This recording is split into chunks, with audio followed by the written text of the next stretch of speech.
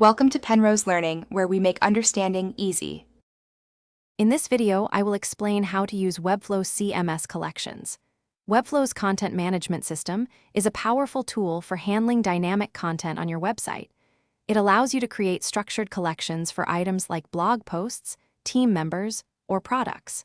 You can define custom fields for each collection item, ensuring your content is organized and easy to manage. This system integrates perfectly with your visual design. To begin, navigate to the CMS panel located on the left side of your Webflow designer. Here, you will find the option to Create New Collection.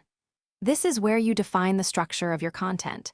You can add various custom fields, such as plain text for titles, image fields for visuals, or rich text for detailed descriptions.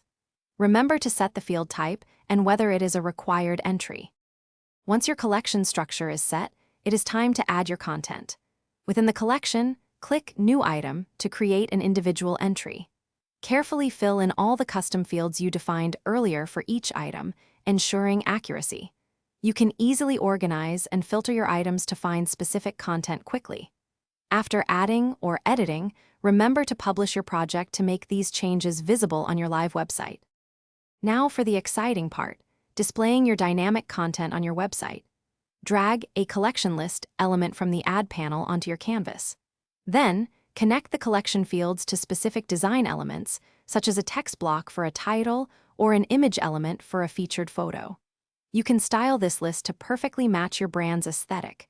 Utilize filters and sorting options for a truly dynamic and engaging user experience. Thanks for watching. If this was helpful, leave a like and consider subscribing. See you next time.